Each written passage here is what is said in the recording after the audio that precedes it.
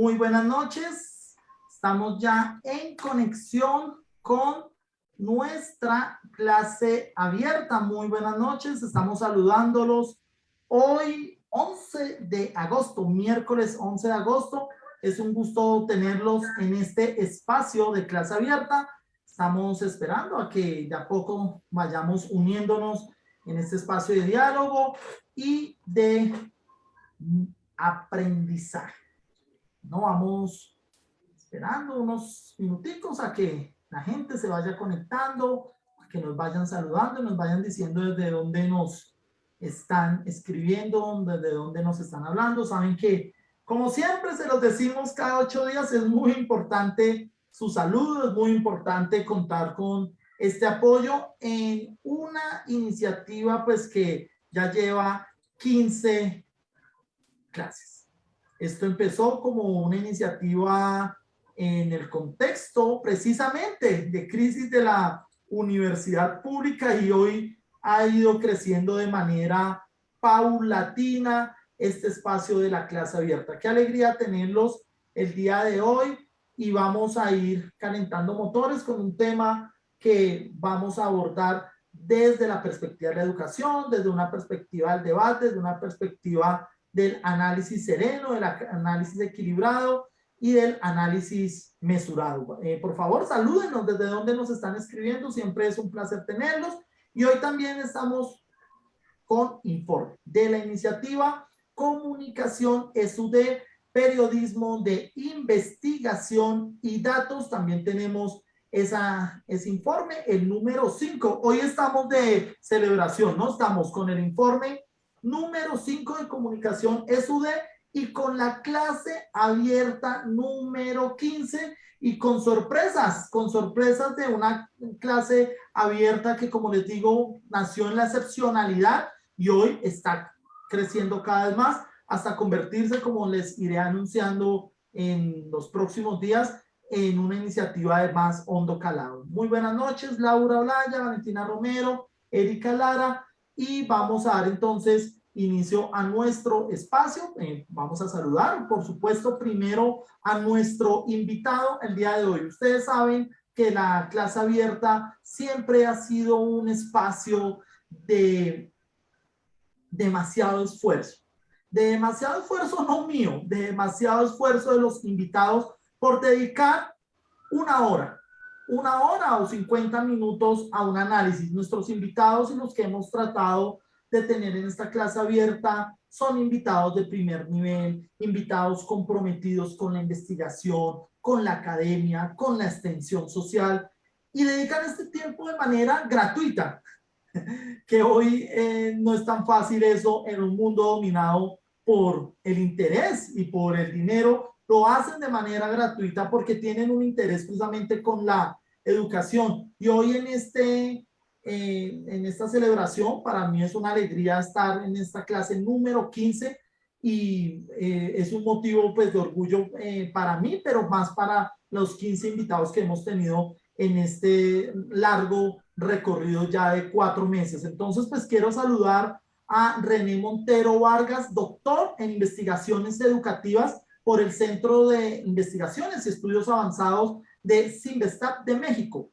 Actualmente es docente de la Universidad Nacional Abierta y a Distancia y sus intereses investigativos giran en torno a los procesos educativos con mediación tecnológica, de lo cual hablaremos ya en la tercera parte de esta charla, y las formas de participación que construyen los actores educativos en entornos digitales. Es un mensaje muy interesante de René, quien seguramente esta pandemia no lo tomó de sorpresa como a muchos, sino lo hizo generar otras reflexiones que precisamente estaremos dialogando con él. René, muy buenas noches al espacio de clase abierta y qué alegría tenerte aquí. Pues buenas noches, Jaime, muchísimas gracias por la invitación. A Juanita también, pues un saludo, gracias por estar aquí, por acompañarnos. Y bueno, pues aquí súper dispuesto para que podamos conversar alrededor de estos temas que resultan pues tan interesantes pues y tan llamativos a la luz de muchas de las personas que estamos pues vinculados con el entorno educativo. Pues bien, René, muchas gracias por este espacio que nos has brindado. Y antes de comenzar, pues siempre tenemos la idea de pensar qué es una clase, ¿no? ¿Qué hace diferente una clase a otro espacio de Facebook Live? ¿No? Pues en una clase venimos a aprender, venimos a tener otras visiones de mundo, otras visiones que nos permitan alimentar los prejuicios que a diario se construyen tan fácil en la abundancia de información que circula en precisamente estos entornos digitales. Y para dar contexto a la clase, pues qué mejor que en la clase que contar con los estudiantes que marcan diferencia, con los estudiantes que pasan de la denuncia a la transformación a través de productos que generen una vinculación con la sociedad. Por esa razón, hoy tenemos a Juanita Peña, integrante investigadora de la iniciativa Comunicación es Usted, Periodismo de Investigación y Datos, y que hoy nos va a presentar el informe número 5, que paso de inmediato a compartir para que Juanita nos invite a leer este informe que estaré compartiendo ya en el chat de Facebook para que lo descarguen, para que lo compartan y nos ayuden a motivar también a estas investigadoras a seguir adelante en este ejercicio tan rico para todos. Juanita, muy buenas noches. Buenas noches para todos. Es un placer para mí encontrarme acá con ustedes. Iniciamos presentando el... Listo, dame un momento ya. Listo. Perfecto, no hay lío. Sí, ya se está compartiendo. Sí, ya lo estamos viendo. Listo, ya puedes. Bueno, vamos a partir desde el hecho fundamental de que la lucha estudiantil es un fenómeno social e histórico que estalla en el interior de toda institución académica, ya que en las mismas el estudiante se ha identificado como ciudadano y su comprensión reflexiva del mundo lo lleva a reconocer su responsabilidad social y carácter de cambio. Esto pudimos notarlo el pasado 28 de abril, donde una reforma y un gobierno deficiente fue el detonante de que toda la gente saliera a las calles bajo un mensaje concreto que era el ya no más. El despertar del paro nacional siempre se ha encontrado en la academia, pero el auge lo alcanza en las calles con la ciudadanía. La representación estudiantil lleva a los jóvenes a apropiarse de todas las esferas públicas y a parar para avanzar. Esa era la carta de presentación de hace unos meses atrás. Pero, ¿qué ocurría tras bambalinas en las universidades? ¿Qué era lo que estaba ocurriendo mientras en paralelo estaba el estallido social? Ya que un día fue muy simple decir hemos vuelto a clases, pero ¿qué conllevó el volver a clases? ¿Cuál fue el papel de la universidad en el marco de la protesta social? ¿Qué se llevó a cabo durante esos meses? Estos interrogantes les damos respuesta en el informe número 5 de Comunicaciones UD, Comunicaciones Usted, donde la recopilación de datos nos ha llevado a presentarles inicialmente un panorama de las universidades en Colombia. Si bien su cobertura es diversa, la problemática creciente que habita en los mismos está en su escasa accesibilidad a los jóvenes y su limitado alcance a los municipios. ¿Podrías bajar un poco, por favor?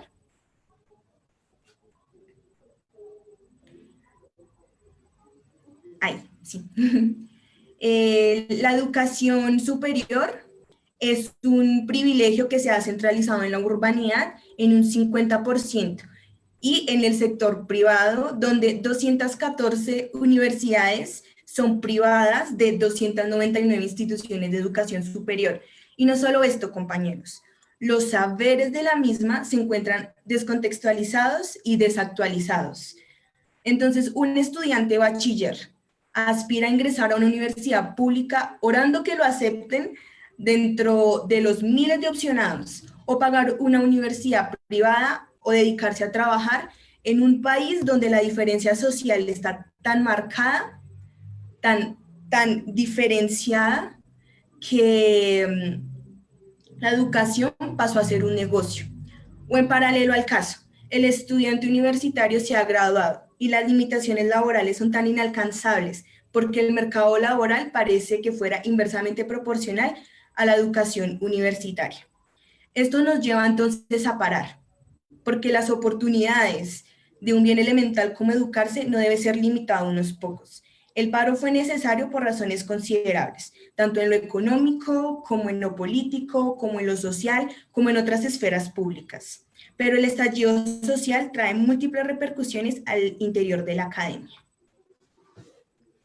Y Va, sí, baja. ¿listo? Entonces, decidimos aquí enfocarnos en 5 instituciones de educación superior, que es la Universidad Nacional, la Universidad Pedagógica, la Universidad del Valle, la de Antioquia y la Universidad Distrital Francisco José de Caldas. En cada una de ellas encontrarán un recorrido por las fechas fundamentales para que la academia decidiera parar y cómo el organismo administrativo llevó a cabo esta situación. La primera en parar fue la nacional. Su representación política en torno a la manifestación social es de carácter permanente, siendo entonces la directriz: paramos hasta que finalice la reforma. La universidad redacta la Carta Universitaria de la Nación Colombiana el 5 de mayo. Esta carta cumple una particularidad de exigir los derechos a la educación, evitar el abuso policial, el derecho a la salud con esa reforma que ni la nombramos, también el derecho a la protesta social e implementar los acuerdos de paz. El organismo administrativo de la Universidad Nacional retoma clases el 21 de julio, luego de una concertación con estudiantes, maestros y el consejo académico. Los siguientes en parar fue la Universidad Pedagógica. ¿Podrías bajar un poquito más? Listo. La Universidad Pedagógica destaca porque reflejó todos sus movimientos administrativos y sociales mediante comunicados con accesibilidad a cualquier persona. Esto se ha logrado ya que dentro de la Universidad Pedagógica se moviliza constantemente la Asamblea Permanente de Estudiantes y los estudiantes exigen que los comunicados sean de visibilidad a toda la comunidad. La universidad destacó por tener 2 calendarios académicos y culminó el semestre declarando a los estudiantes un ideal de la Asamblea Permanente. Luego la Universidad del Valle, que fue una de nuestras opcionadas, destacó porque su lucha social fue muy violenta y contestataria en ambos extremos. Por lo mismo, sus comunicados vienen exponiendo formas de denuncia respecto al abuso de la fuerza policial y de la violación a los derechos humanos. La universidad destacaba por la apropiación, la Universidad de Antioquia destacó, la Universidad de Antioquia destacó por la apropiación de los estudiantes a los espacios de la universidad. Esta iniciativa de la toma de los espacios dio motivación a habilitar campamentos y lugares de esparcimiento cultural. En paralelo a esto, la universidad seguía con las admisiones y otros procesos de ingreso a la universidad vía virtual. Muchas de las demandas del sector administrativo de la Universidad de Antioquia dice que los estudiantes se tomaron de forma arbitraria estos espacios, pero estos espacios le pertenecían a la protesta social. Y ya puede seguir bajando. Listo. La Universidad Distrital destaca por no poder tener un semestre normal en un año académico, ya que sus antecedentes parten desde el 2018. El 2018 fue un año de crisis en la universidad, producto de su escasa financiación. Estos actos de corrupción se llevaron hasta el 2019, cuando se destapa el dilema de los desvíos de recursos. El 2020 también destacó por tener problemas ya de vía, entre comillas, sanitarias. Y ya pasamos al 2021, donde la reforma tributaria permitió un cese de actividades y comenzó un proceso de tentativa cancelación, luego suspensión y posterior reanudación de actividades el día de ayer, 10 de agosto. A manera de resumen, la universidad es un espacio que agita la conciencia, pero también es un organismo que debe contemplar la organización y la concertación de todos los miembros de la institución, siendo esta una invitación a cada uno de los presentes de mirar cuáles son las formas de participar y ordenar la academia en el marco de un estallido social que presentamos en nuestro informe número 5. Muchas gracias. Juanita, muchas gracias por este informe tan completo de lo que están sucediendo en las universidades. Invitamos a descargar estos informes de nuevo para motivar la investigación, motivar los datos, motivar el periodismo con criterio. ¿Y quién más que para apoyar estos elementos que nosotros mismos como ciudadanos de a pie? Esta es una iniciativa muy interesante que saludamos y felicitamos a las estudiantes por ya tener esa constancia de llegar al 5º informe. Las invitamos a descargarlo y a tener este contexto que nos va a servir precisamente para iniciar este diálogo con René. Muchas gracias, Juanita, por este informe. Ya han pasado a esta clase abierta 3 de nuestras investigadoras. En 15 días tendremos a una nueva investigadora con el informe número 6 y continuar con este proceso de investigación. Bueno, iniciemos entonces el diálogo, René, precisamente hablando de lo que está sucediendo en la universidad pública. Vemos que estamos en un continuo ciclo de paros, retornamos a clase, pero no se ven soluciones de fondo. Parece que el problema se quedará meramente en dictar resoluciones y en dar garantías, pero las estructuras de fondo de la universidad, de la concepción de la universidad, siguen sin revisarse. ¿Cómo ves tú este panorama? Bueno, pues digamos que bajo la apertura que hace Juanita con el informe, pues es muy necesario decir que el tema de hablar de la crisis de la universidad pública implica hablar de muchos elementos que se conjugan, ¿sí? No es solamente hablar de un tema financiero, no es solamente hablar de un tema docente, de un tema estudiantil, de un tema, si se quiere decir, muy amplio, social. También hay factores políticos, también hay factores económicos. Es decir, la universidad termina siendo, y bueno, eso es desde hace mucho tiempo, un escenario donde confluyen muchos factores, que tristemente, digamos que para desgracia pues de quienes hacemos parte de las instituciones públicas, ante muy buena parte de la opinión, pareciera tratarse solamente de un problema educativo y no se mira lo que hay atrás. Entonces, si nosotros nos pusiéramos a hacer un recorrido, digamos que desde cuándo podemos hablar de una crisis en la universidad pública, el asunto tiene muchísimo tiempo de estar así. Decir 10 años incluso es muy poco tiempo. El manejo financiero en las instituciones públicas es un manejo deficiente. El asunto de infraestructura en las instituciones públicas es deficiente también. Los mismos, digamos, mecanismos o las mismas formas de contratación docente son muy complicadas en las universidades públicas. Si miramos la proporción, por ejemplo, de docentes de planta versus docentes de contratación o vinculación especial, como se llaman en algunos casos, docentes ocasionales, medios tiempos, horas cátedra, ahí hay unas desproporciones altísimas.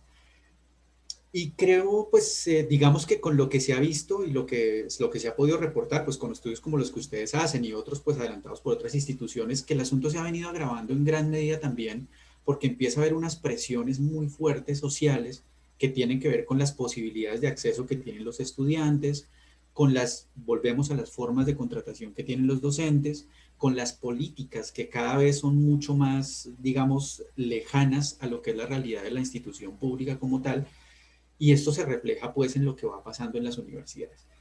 Definitivamente sí estoy convencido que hay un motor que digamos visibiliza esa crisis y hace que el asunto sea mucho más evidente para todas las personas, y son los estudiantes, que creo que ahí es donde vale mucho la pena hacer el énfasis y mostrar que ellos como estamento universitario juegan un papel muy importante dentro del ejercicio que hacemos pues en las instituciones públicas, porque están constantemente dinamizando, visibilizando, denunciando, haciendo sentir estos elementos pues que ya mencionamos. Digamos que detenernos en algo puntual es muy complejo, porque básicamente pareciera, si uno mira pues el recorrido histórico de la universidad pública, pareciera que la tendencia es más bien a acabarla que a mantenerla. Pareciera que el asunto es más tratar de poner todas las trabas y todas las dificultades que se puedan y cerrar cada vez más opciones, que posibilitar nuevas opciones pues también para ellos. Pensemos por ejemplo en el tema de acceso. Es difícil pensar en una universidad pública en este momento, digamos que tenga una política de acceso muy amplia, digamos que en ese sentido no quiero aquí hacer ninguna propaganda ni mucho menos, pero por ejemplo la universidad donde yo trabajo en la UNAD, digamos que tiene otras dinámicas y ahí el tema de acceso y la cobertura estudiantil por las condiciones mismas de la universidad es otra. Pero si pensamos en las universidades públicas, digamos de corte presencial, allí el crecimiento y la posibilidad de tener más estudiantes es bien limitada y quizá no porque la universidad lo quiera, sino porque las dinámicas propias de crecimiento de la universidad no tienen un soporte en el cual pararse. Entonces es muy difícil pensar en cobertura cuando no hay una política que promueva digamos, el crecimiento de la universidad en sedes, en docentes, en infraestructura, en programas. Este tema de los programas, que es un tema bien complicado. Si nosotros vemos, por ejemplo, lo que sucede con las políticas de acreditación, de asignación de registros calificados y, bueno, de renovaciones, todos estos elementos empiezan a tener otras situaciones y otras tensiones, pues, con las instituciones mismas. Digamos que las exigencias no, podríamos decir que no son acorde con las posibilidades que se le brindan a la universidad para cumplir con eso. Entonces, es muy difícil mantener, por ejemplo, una planta docente cuando el recurso que se asigna a la universidad cada vez va siendo menos. Y en un país como estos, irónicamente, y lo vivimos, mucho de eso, pues también formó parte del paro que pasó hace poco. El recurso se destina más bien a asuntos de defensa, a asuntos de política exterior, si se quiere llamar así, y la universidad pasa a un segundo plano, sobre todo la universidad pública, digamos que por ahí. Porque si miramos el tema, por ejemplo, de la universidad privada, que no lo vamos a tocar ahora, no es que sea mejor, no en términos del apoyo ni en términos del financiamiento, sino también en las posibilidades de oferta educativa. Yo no me voy a meter mucho en ese campo porque pues no quiero detenerme ahí, pero pues ahí también habría mucho que decir, ¿no? En términos de oferta, de eso que de alguna manera, voy a usar un término que no me gusta mucho, pero que pues aquí vale la pena sacarlo así, y es calidad. Y dejémoslo ahí. Sí, ahí habría mucho que hablar en términos de las universidades privadas, pero pues dejémoslo por ese lado. Pero en general, digamos que el sufrimiento, si se puede decir así, que ha tenido la universidad pública es un sufrimiento en muchos sentidos. Digamos que tratar de buscar una sola razón para tratar de apagar desde ahí la crisis es muy difícil. Tendríamos que pensar en que el acceso a los estudiantes, por ejemplo, no solamente tiene que ver con cupos en la universidad, sino porque un estudiante, y todavía lo estamos viviendo, a pesar de que ahorita está el tema de la política de matrícula cero, que ahí va, ¿sí? Todavía no es un asunto que esté establecido, sabemos que eso tiene muchas dificultades, pero los costos que tiene que cubrir un estudiante por concepto de matrícula en una universidad pública son costos bastante altos para la población que nosotros realmente manejamos. Entonces, no solamente se trata de un tema de matrícula, se trata de un tema de mantenimiento, de costos de, pues bueno, fotocopias, salidas, los que las tienen, gastos de alimentación, que en muchos casos, por ejemplo, la Universidad Distrital vivió hace no mucho el tema de la suspensión, que vivieron el tema de la suspensión, y una de las situaciones estudiantiles más fuertes era en el tema de alimentación que tenían los estudiantes. Entonces uno empieza a decir, bueno, la universidad no es solamente el asunto de la clase, ni el asunto de la carrera, ni el asunto del programa. Aquí lo que vemos es que la universidad es un punto donde convergen muchísimas situaciones sociales que a los ojos de las administraciones terminan siendo situaciones que más bien se invisibilizan. Entonces nos interesa hablar de matrícula, nos interesa hablar de participación, nos interesa hablar del tema docente y ya hasta ahí. Entonces ese también es un elemento que me parece que empieza a ser parte de todo el discurso pues grande que podríamos mencionar en términos de lo que puede llamarse como la crisis de la universidad pública. A juicio de muchas personas no es una apreciación mía realmente, sino de gente que ha estudiado esto mucho más en profundidad que yo, profesores que hicieron parte incluso del movimiento pedagógico desde sus orígenes allá en los 80s. Podría decirse que la universidad pública fue una universidad que nació en crisis y sigue en crisis todavía.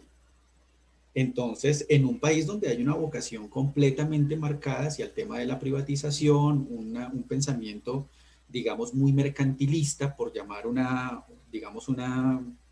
concepto que maneja mucho, por ejemplo, el profesor Renan Vega de la Universidad Pedagógica, ese proceso de mercantilización de la educación pública que realmente afecta todo lo que tiene que ver con productividad docente, con elementos de participación, de vinculación desde esas políticas tan ambiciosas y tan bonitas que suenan en el papel, como por ejemplo Educación para Todos, que lo viene proponiendo UNESCO desde el inicio del siglo y no se ha podido concretar. Cada reunión que hacen es para mirar qué fallas ha habido y cómo seguimos arreglando y cómo seguimos poniendo retos para cumplir lo que todavía no se ha podido hacer. Entonces, finalmente pareciera que por ahí detrás hubiera quizá una intención de que las cosas sean así. Yo creo que voy muy en la línea de un sociólogo que se llama Zvi Beckerman, y él propone que el asunto no es que haya un mal manejo, ¿sí? Pensar que las cosas se están haciendo mal quizá puede ser complejo.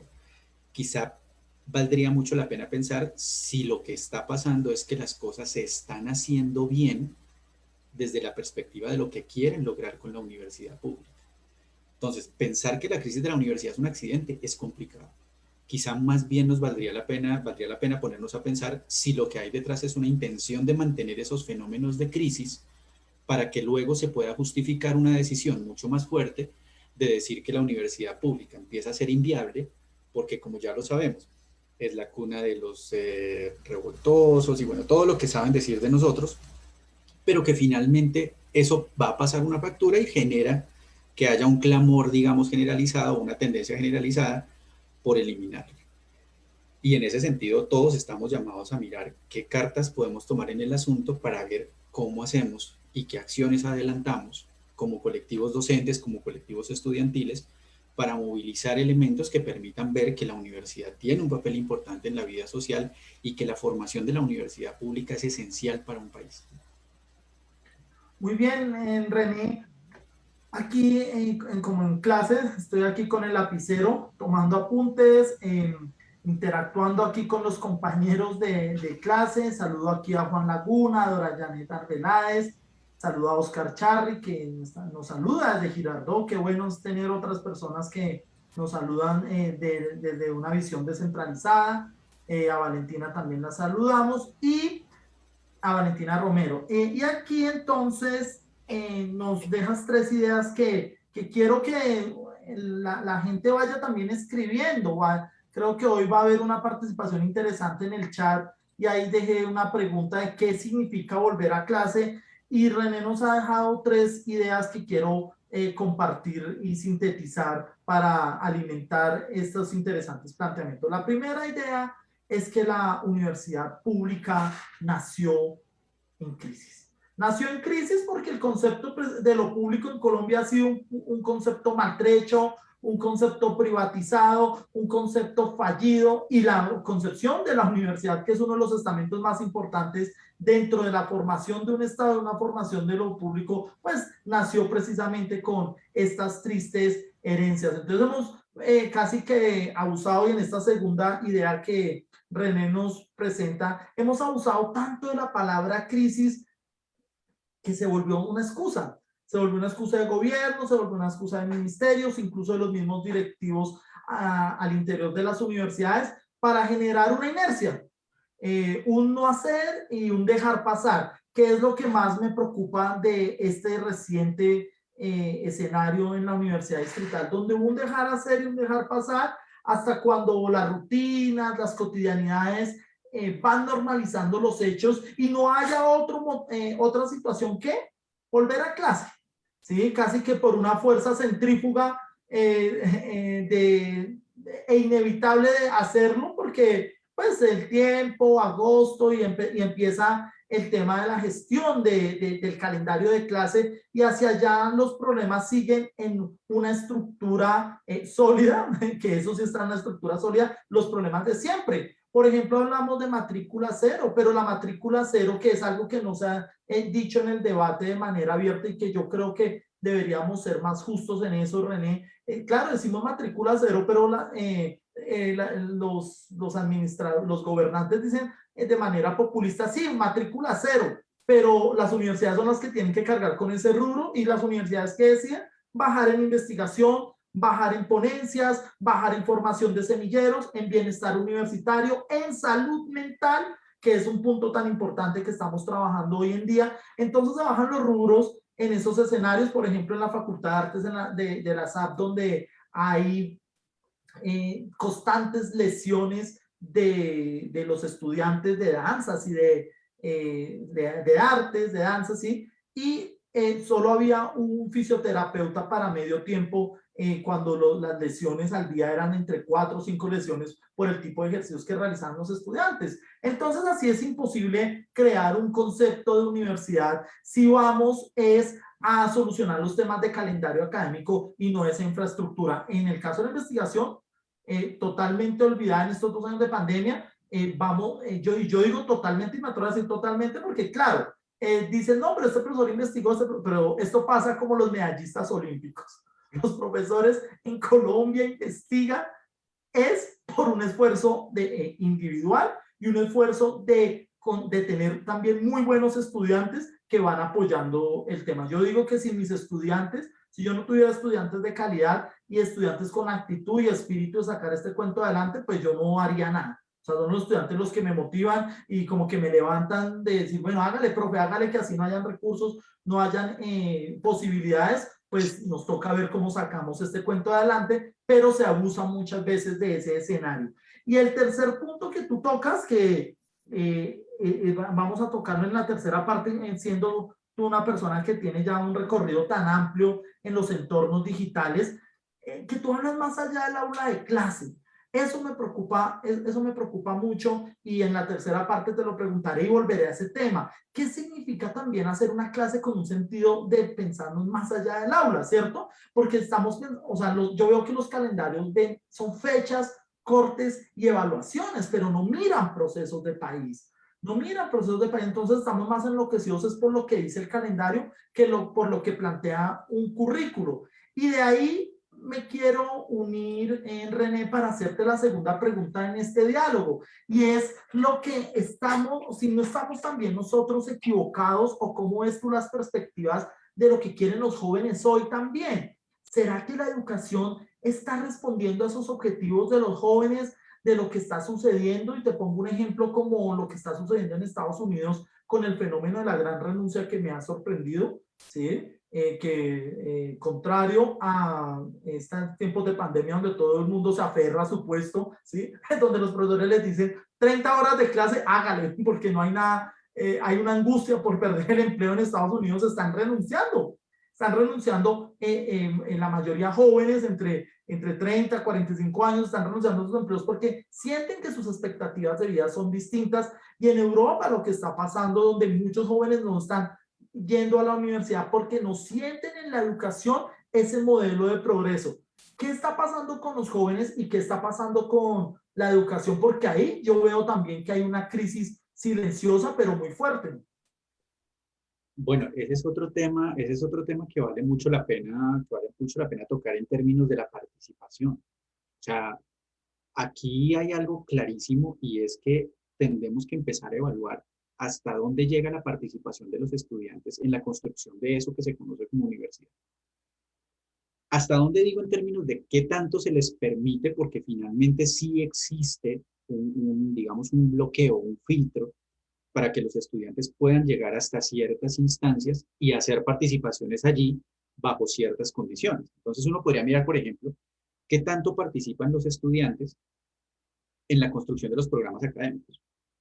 Por ejemplo, ahí habría que mirar cuáles son los intereses, cuáles son las tendencias, digamos que no enfocados en construir programas que respondan a las tendencias actuales, porque ese es otro de los movimientos que está muy fuerte ahorita en el país, y es construir una serie de programas que, si bien ya no son ingenierías, comunicación, derecho, bueno, cosas así formales, empiezan a tener digamos, otras orientaciones más hacia lo que demanda el mercado. Y volvemos al punto que tocábamos antes. Si seguimos con una mirada mercantilista, pues finalmente la mirada del estudiante y la opinión del estudiante no interesa. Lo que interesa es que nosotros que estamos, digamos, nosotros no me refiero a los docentes, sino a la institución, pues, que somos los que sabemos lo que se necesita porque de alguna manera lo hemos leído, lo hemos conocido o fuimos a algún lugar y nos parece que eso es lo mejor. Venimos a decirles a los estudiantes que tenemos esta oferta y que vengan aquí porque estamos seguros de que eso es lo que necesitan. estoy convencido que mientras no hayan mecanismos de participación y no se escuchen las voces de quienes están participando en esos programas, vamos a seguir teniendo dificultades. Porque sí efectivamente existe un grueso de la población que opta por las carreras convencionales, que opta porque yo quiero ser médico, quiero ser comunicador, quiero ser docente, bueno, digo, quiero ser docente ya desde hace mucho tiempo para acá no es tan llamativo, ¿no? Pero optan por esos programas. Pero finalmente también hay un grupo de personas que no encuentran en la universidad un espacio de formación que responda a lo que necesitan. Si bien porque se queda en lo de siempre, o porque no hay participación, o porque sencillamente pasa algo, y es que los entornos laborales no son, digamos que no hay un acceso al entorno laboral como consecuencia de un proceso de formación. Entonces, ¿para qué voy a invertir un recurso en un proceso de formación que me puede tomar 5 años de inversión si luego no voy a encontrar un espacio, digamos, de trabajo o de emprendimiento en donde yo pueda recuperar la inversión que hice o que vaya a representar mejoras en mis posibilidades de vida? Por para no hablar de calidad de vida, pues bueno, eso ya es muy grande en un país como este. Pero en ese sentido hay que trabajar en escuchar las voces de los estudiantes. Esto, por ejemplo, si lo vemos en el tema del fenómeno de la gran renuncia, uno puede empezar a mirar qué es lo que está pasando allí y en dónde es que se está viendo la renuncia. Digamos que no es un asunto generalizado. No estamos viendo renuncias de los gerentes, de los directores operativos. Ahí no.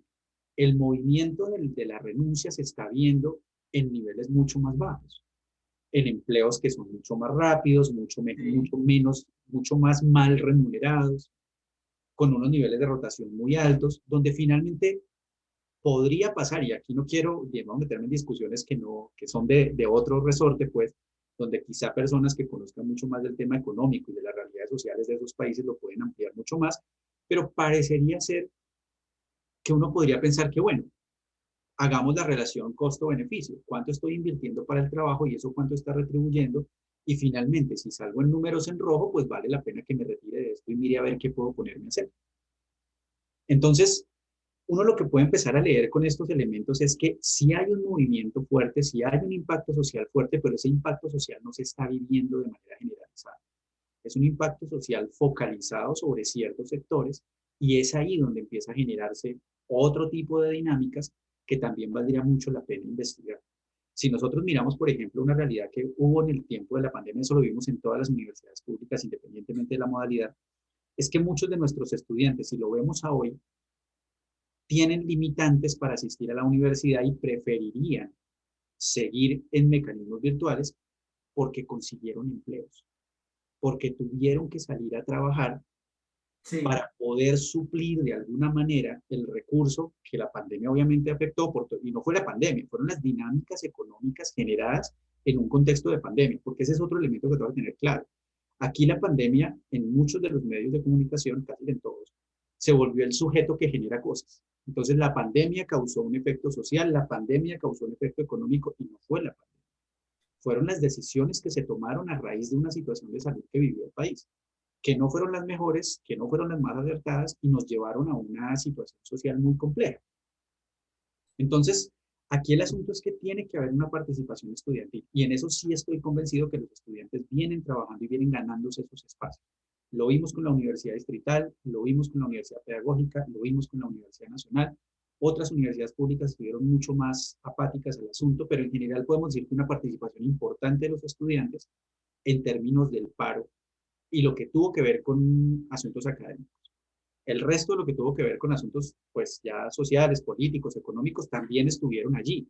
Y esa es una voz de que tenemos gente, tenemos un potencial en personas que saben de lo que hablan, que tienen conocimiento, que están dedicados e interesados porque su país tenga unas dinámicas mucho más activas y mucho más viables.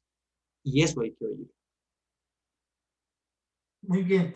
René, aquí está, antes de seguir a otro tema y de hacer esta síntesis que acostumbro a hacer de lo que he aprendido de estas personas, de estos expertos que nos acompañan, Laura Olaya nos tiene esta pregunta y dice, de acuerdo a lo que veníamos hablando, ¿se puede decir que el tener un trabajo antes de entrar a una carrera universitaria puede hacer que ese ánimo se pierda? por ejemplo, el trabajar en las redes sociales donde se gana dinero mucho más fácil y rápido?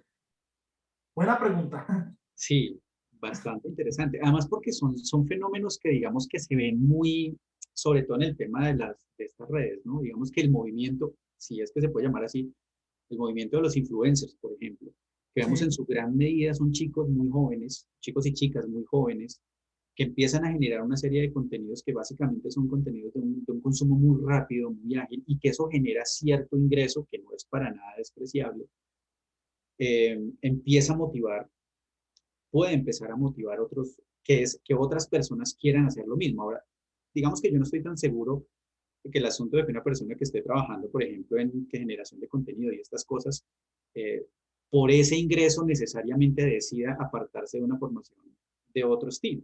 Digamos que no es consecuencia una cosa de la otra, pero que el fenómeno existe, sí existe. Y ahorita, digamos que sí hay uno escucha, digamos que en los análisis que se pueden hacer alrededor de lo que los estudiantes comentan, en muchos escenarios, y no solamente en la educación superior, sino de ahí para atrás. Eh, el tema de las redes es un tema que pega muy duro, ¿sí? En términos de que les gusta, de que la generación de contenido, que fulanito que es el que habla de tales cosas, o fulanita que es la que habla de ciertas otras. Eh, digamos que eso llama mucho la atención. Ahora, también hay que pensar que ese tipo de personas, ese tipo de generadores de contenido en redes sociales no están solos sí. y no trabajan solos. No es un asunto de yo me inventé esto, yo lo hice, yo lo armé, yo lo presento y aquí yo me hago rico, sino que el asunto es que hay un equipo, por lo general hay personas detrás de estas figuras que mueven otros elementos, que están pendientes de qué se está moviendo, cuáles son las discusiones, cuáles son los impactos que se pueden generar con tal contenido y no con tal otro, y por allí hay toda una industria detrás, que ese es también otro tema importante, ¿no? Hay que ver qué es lo que se mueve detrás de la figura que aparece en la pantalla.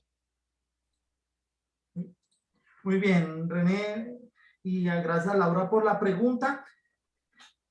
Y nos lleva, René, a un debate muy interesante y en relación a esto de la gran renuncia, que será un tema del cual seguramente saldrán futuros debates frente a la flexibilización laboral, el papel de la educación y de lo que tú estás diciendo también de un modelo que estamos construyendo. Es un modelo inequitativo, porque me encantó la tesis que planteas, decir, bueno, la gran renuncia, ¿quiénes son los que están renunciando?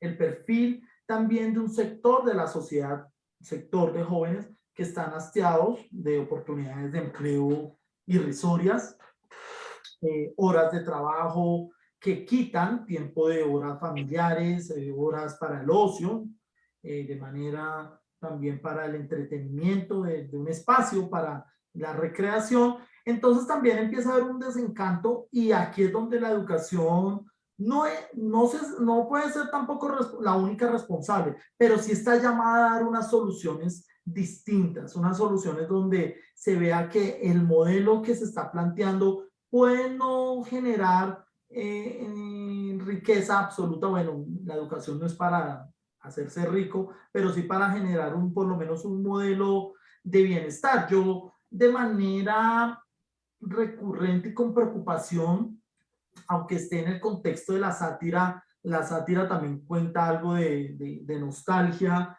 de cierta inquietud de los estudiantes cuando en sus memes o expresiones en redes sociales, cuando hablan de sus profesiones y de lo que van a desempeñar sus profesiones, siempre lo hablan en términos muy negativos, como de burla, como que en palabras como me voy a morir de hambre, yo porque escogí esta carrera, yo esperando a salir de la universidad, esto no tengo confianza de que este título me permita dentro de un sistema equitativo acceder de otra manera pues a los derechos fundamentales. Y tú hablabas al principio de la intervención también de las voces diversas.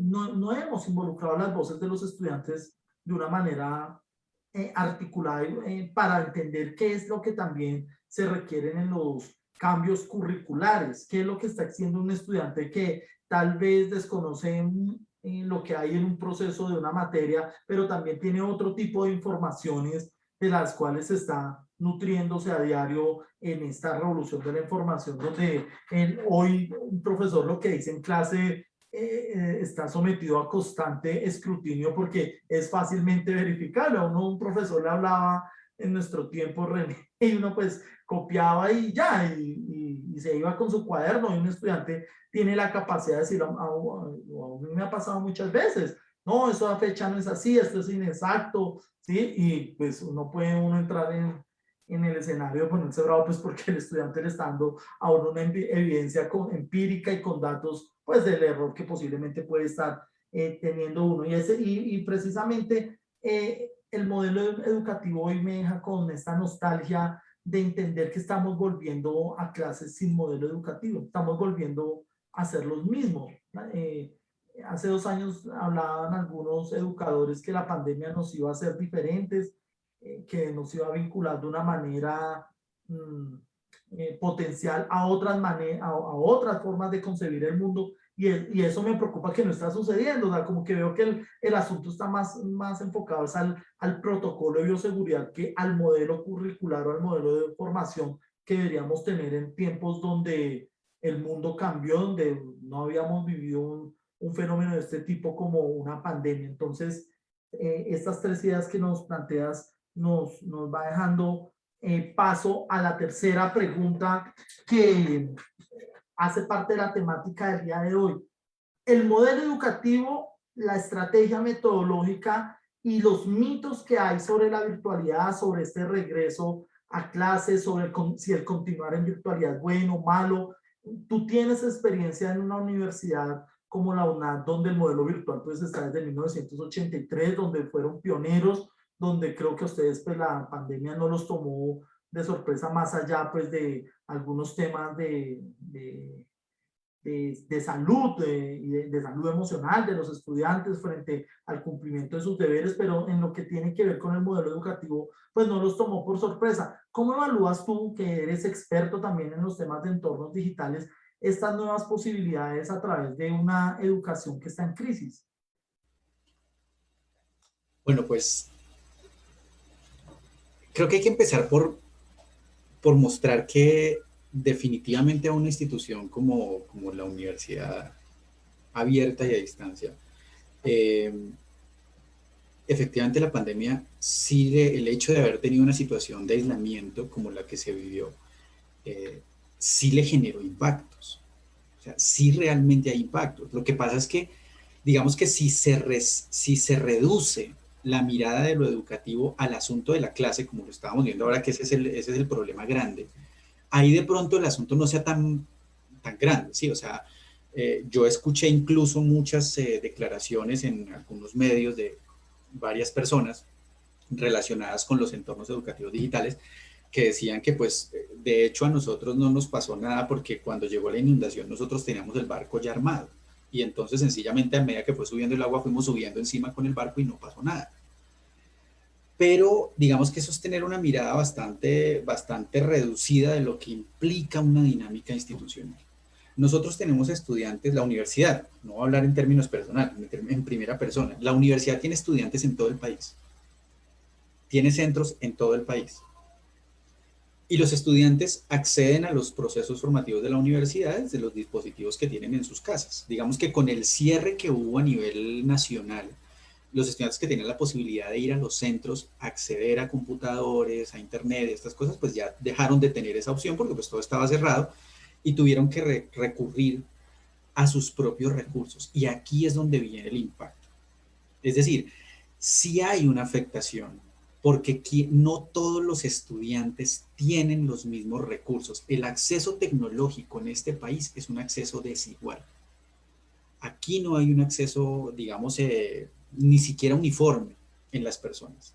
Esto que se ve muchísimo en los medios, por ejemplo, las propagandas de cursos en línea y cosas así, en donde aparece un chico bastante joven o una chica bastante joven hablando con unos audífonos acá gigantes y una computadora acá al frente, portátil, en un espacio amplio, perfecto, donde tiene todo dispuesto para estudiar.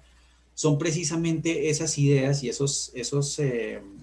digamos, esos imaginarios colectivos que empiezan a construirse alrededor de lo que es estudiar en línea. Y no todos tienen esas condiciones. Tendríamos que empezar a mirar quiénes tenían computadores que les permitieran conectarse a Internet, quiénes sí tenían acceso a Internet y quiénes no tenían acceso a Internet, quienes de alguna manera pudieron o alcanzaron a descargar sus contenidos para poder trabajar en la casa, y eso genera unas dinámicas bien importantes.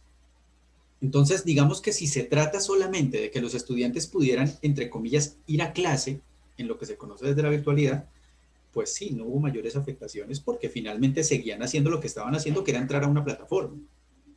Pero si miramos lo que hubo alrededor, los fenómenos económicos, muchos de ellos tuvieron problemas para sufragar sus matrículas, muchos de ellos tuvieron problemas para acceder a equipos, muchos de ellos tuvieron problemas de conectividad, que digamos que esas son las situaciones que no se ve. Eso es un poco lo que se conoce como la materialidad de lo virtual.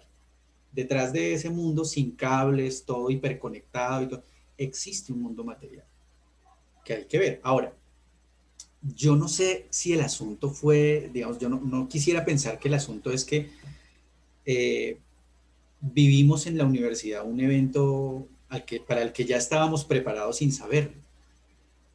Quizá lo que sucedió, al igual que en muchas otras universidades, es que llegó el momento en el que tuvimos que improvisar muchas cosas y aprendimos a hacer muchas cosas con las situaciones que hubo de pandemia. Eso nos pasó a todos. Lo que veo yo es que sigue habiendo un potencial docente muy fuerte para resolver situaciones que se enfrentan y que se avecinan muy rápido. Tenemos unos equipos docentes supremamente dispuestos a trabajar, a enfrentar situaciones, a ofrecer alternativas y a abrir posibilidades. Creo que eso fue lo que nos ayudó a todos. En algún momento eso fue lo que nos pasó. En cuanto al tema de lo virtual particularmente, digamos que yo lo he estudiado durante algún tiempo ya y si algo he podido encontrar es que la tecnología nos ofrece muchas opciones, pero también hay otras cosas que no nos ofrece. ¿Sí? Eso vale mucho la pena mirarlo, es decir, qué cosas sí puede ofrecer y qué cosas de pronto no puede ofrecer, de acuerdo obviamente con el tipo de universidad que estemos hablando. Nosotros tenemos en la universidad particularmente también un componente práctico que en varios casos se hace de manera presencial. Eso hubo que suspenderlo porque pues no había la posibilidad de moverse. Y también generó otras dinámicas. Entonces, estoy convencido también que el pensar que la tecnología resulta ser digamos, el botón de salvación tiene sus limitantes. Vale mucho la pena pensar hasta dónde sí puede ofrecer opciones y hasta dónde no. Qué cosas quita y qué cosas aporta. Porque digamos que hay una reflexión bien interesante alrededor de dos términos que hace la doctora Inés Dussel en términos de la diferencia entre presencia y presencialidad. Y ahí vale mucho la pena detenerse. Entre presencia y presencialidad. Justo, presencia y presencialidad. ¿Quién lo dice, perdón? Inés Dussel. Bien, ella lo trabaja y por ahí vale mucho la pena detenerse en pensar, por ejemplo, esto es un asunto de ella que se lo tomo en este momento prestado, el tema de aún en la presencialidad puede haber ausencia. Y este es un asunto que nosotros como equipos docentes y sobre todo equipos docentes que estamos ahora en ambientes donde manejamos mucha tecnología, tenemos que empezar a trabajar. Muchas de las sesiones de clase que empezaron a trabajarse en línea en muchas universidades se volvieron del estilo podcast, ¿no? El estudiante estaba aquí haciendo lo que tenía que hacer, su trabajo o lo que fuera, iba escuchando la clase. Un asunto de que estoy en varias cosas a la vez. Y valdría mucho la pena pensar si eso es lo que nosotros teníamos en mente que queríamos que sucediera cuando ofrecíamos un contenido de esa manera. O si más bien lo que queríamos lograr era un ejercicio mediado por tecnología donde hubiera una participación, una construcción colectiva, un diálogo conjunto, y por allí esto quizá no se logró, o se logró de otras formas que no era lo que estábamos esperando. Entonces, sí realmente pienso que el asunto de darle, digamos que el guiño, hacerle el guiño a la tecnología en términos de esto es lo que nos va a funcionar, o pensar que un cierto tipo de educación vaya a ser la del futuro y la otra sea la del pasado, hace parte de discusiones que ya, digamos que están bastante reevaluadas en términos epistémicos. Sí, digamos que no se trata de buenos y malos o nuevos y viejos, sino más bien pensar que qué tanto de nuevo hay en lo viejo y qué tanto de viejo hay en lo nuevo. Yo puedo tener un montón de tecnología y hacer en tecnología lo que habitualmente se hacía en un aula regular. Ahora, esto afecta también los temas de participación de todos los estudiantes. Vuelvo a retomar el asunto, por ejemplo, de la idea de educación para todos. Pensar que por el hecho de usar un recurso ya haya, por ejemplo, participación de estudiantes que, con algún tipo de discapacidad o alguna cosa así, también genera problemas. Porque antes de pensar en el recurso hay que pensar en el uso del recurso. Y es un uso que se construye. Es decir, los usos no vienen con el recurso. Hay que trabajar alrededor de ellos. Y en ese sentido, por ejemplo, cuando yo le pido a un estudiante que use un software determinado o un recurso determinado, debo también dar los elementos para que aprenda a usarlo, porque si no, se vuelve una barrera más. Entonces, ¿qué hicimos en muchos casos? Y esto lo aprendimos, creo que pasamos por este proceso y seguimos aprendiendo. Ofrecimos alternativas, quizá en ocasiones para personas que no tenían los dispositivos o los recursos a la mano para aceptar esas alternativas. Entonces, creo que también vale mucho la pena salirse un poco de la idea de que si yo lo tengo, los demás lo tienen. Y si yo lo sé usar, los demás lo saben usar. Entonces, ahí vale mucho la pena trabajar alrededor de eso, de la construcción de los usos y pensar hasta dónde, cuáles son las limitaciones y posibilidades que nos ofrece la tecnología. Usamos muchísimas plataformas. Realmente lo hablo por, digamos, no por la UNAD, porque la UNAD pues tiene una plataforma ya establecida y sobre esa funciona porque ese es su estilo de hacer educación. Trabajar una plataforma, llegar, acceder, hay unos cursos montados, trabajar alrededor de eso.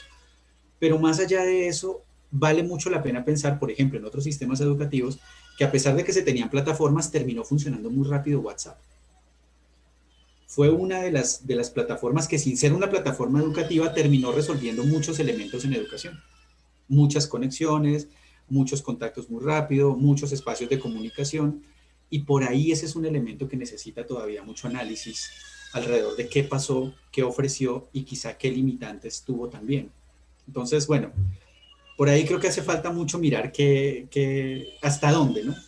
Qué se ofrece y qué no se ofrece. René, pues el aterrizaje que nos has hecho sobre estos elementos de la tecnología, de la pandemia, de esas afectaciones de las cuales nos sacas precisamente que no se limitan al aula de clase.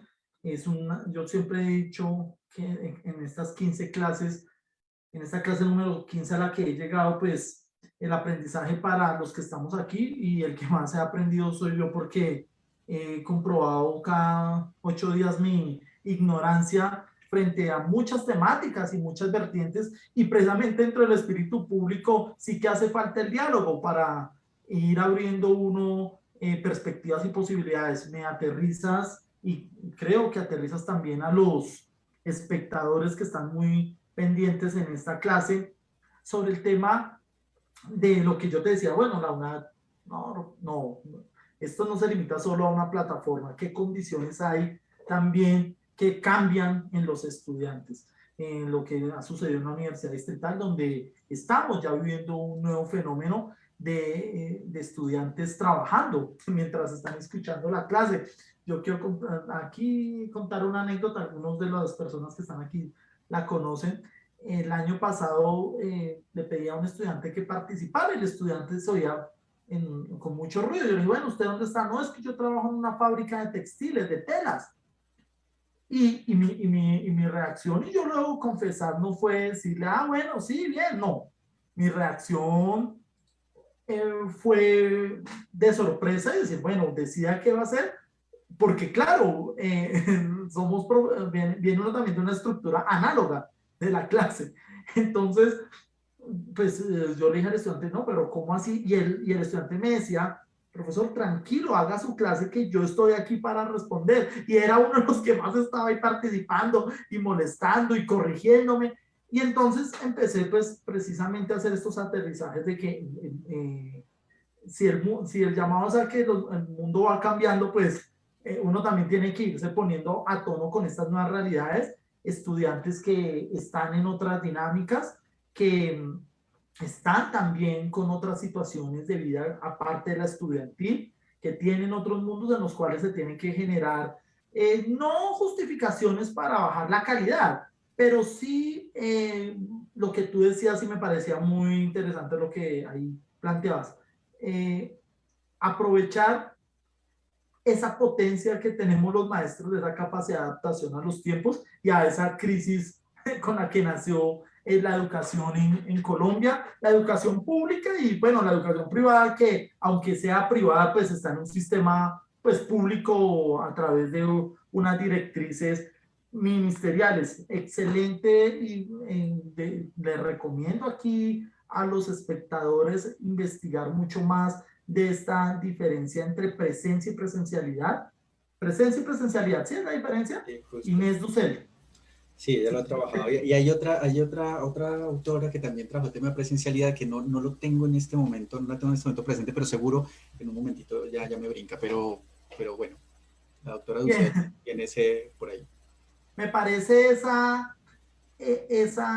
diferencia fundamental, una diferencia que es para explorarla y pues agradecerte por este espacio que se pasó esta hora también volando. A mí una hora me parece mucho, ¿no? Cuando inicié este proceso, pues amigos o asesores de contenido me dijeron, no, una hora es mucho, la gente se puede cansar, pues yo dije, bueno, pero hay que una alumna también me dijo, no, pues que también la gente la luche un poquito.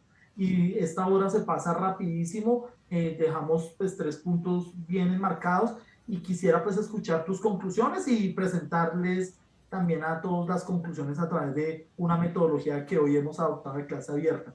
René, muchas gracias. ¿Y cuáles son tus conclusiones de este espacio?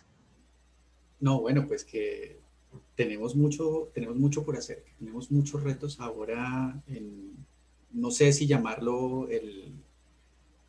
la universidad o la institución escolar post pandemia, porque pues no sé si ya pasamos, pero seguimos en un evento en el que tenemos que recoger mucho el ejercicio colectivo y fijarnos en algo que para mí sigue siendo central en el proceso, no solo de investigación, sino del quehacer como docente, y es centrarnos en las prácticas. Creo que por ahí hay un ejercicio valiosísimo y es ir a ver las prácticas que se construyeron y construir desde ellas, saber qué fue lo que se hizo durante el tiempo de la pandemia, incluso lo podemos extender al tiempo del paro, al tiempo del receso, bueno, a todos estos momentos, qué prácticas sociales se construyeron, qué prácticas educativas se construyeron y partir de ellas para analizar y armarnos para empezar a trabajar en esas líneas. Eso por una parte. Por otra parte, también creo que hay algo que se nos queda, digamos que por el tiempo, que también a veces sí pienso que se nos va muy rápido, que se nos queda por allí corto y tiene que ver con un movimiento muy fuerte que hubo, creo que lo vivimos en todas las universidades, y fue un afán, si se quiere decir, administrativo por el control. Creo que allí hay algo que vale mucho la pena trabajar y es todos los mecanismos de control que se construyeron rapidísimo sobre el ejercicio docente, que iban desde formularios en Google para llenar la asistencia hasta plataformas en las que había que entrar a hacer clic como si fuera a timbrar tarjeta en la fábrica, como llamadas ocasionales a ver quién estaba o quién no estaba, que quizá hablan muy bien de la mirada que tienen de lo que es una institución universitaria. Trabajar allí en un ejercicio, digamos, de formación, de crecimiento, que se reduce desde una mirada, como lo digo, no docente, sino más bien, si se quiere, administrativa, a mecanismos de control y regulación para asegurar que el sujeto esté allí. Creo que allí valdría mucho la pena también llamar a revisar, pues, autores muy de vieja data, ¿no? Todos aquellos que tienen que ver con el tema del control, del poder, Foucault, Bourdieu, por allí, muy interesante porque cosas como esas empiezan a verse en las prácticas de control hacia los docentes. Creo que los docentes ahí hay mucho que trabajar con ellos, todo lo que se vio, digamos, jugado sobre el escenario educativo y que quizá pareciera que el interés estaba más en asegurar si estaban o si no estaban que en lo que estaba pasando en los ejercicios académicos. Entonces creo que por allí se nos queda eso y vale la pena por ahí trabajarlo también, ¿no? Porque sigue siendo bastante interesante y bueno, nada, creo que sigue habiendo mucho por trabajar en estos escenarios. Creo que concluirlo sería cerrar un tema que es muy difícil de cerrar porque tiene muchos elementos muy grandes. Sí, nos dejan estos elementos que por supuesto otras clases irán ahondando en eso que también nos acabas de plantear sobre estas sociedades de control, ¿no? Que crecen también con la virtualidad y con una idea también que parece estar estancada en cierta prevención sobre, o cierto tradicionalismo sobre que no está ahí en la presencialidad, no está produciendo, no es como una idea de producción industrial y fordista o postfordista. Sí, claro. Total. Entonces, pues bueno, aquí vamos a presentar nuestra síntesis de clase abierta. Aquí hemos hecho con el apoyo de Valentina Romero, estudiante también y gran apoyo en estos espacios de clase abierta. Hemos hecho una síntesis de nuestra clase abierta el día de hoy. Entonces, decimos que en primer lugar, la universidad pública está en crisis.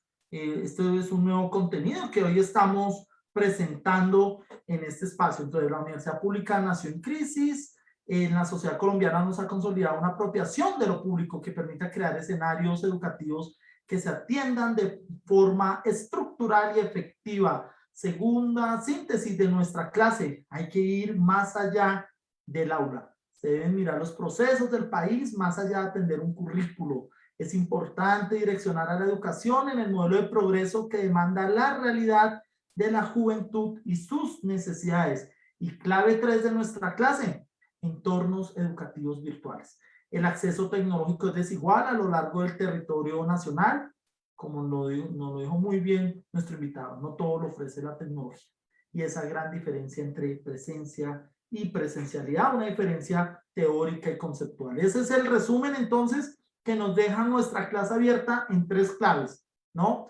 Entonces no se nos olvide, universidad pública en crisis, más allá del aula y entornos educativos virtuales. Aquí lo corregimos para una vez dejarlo en nuestro repositorio. Muy bien, muchas gracias René por este espacio y espero que podamos volver a vernos en esta iniciativa de diálogo abierto. Listo, pues nada, muchísimas gracias a Jaime, a Juanita, a todos los que estuvieron aquí detrás de la producción y bueno, pues contentísimo de compartir con ustedes y nada, pues a cuidarse todos y bueno, acá seguimos. Listo, y cerramos entonces con la conclusión de nuestra espectadora Laura Olaya que dice: los profesores estudiantes colombianos todavía tienen esa pasión por aprender y enseñar. Creo que es el gobierno nos va a ayudar a este proyecto que es una base del humano, pero sobre todo es una base del ser humano, pero sobre todo saliendo de la zona de confort donde el saber sumar, restar y leer es suficiente para salir adelante. Muchas gracias Laura y hasta una próxima clase abierta con una sorpresa que ya tendremos para ir cada vez cualificando este espacio. Hasta pronto.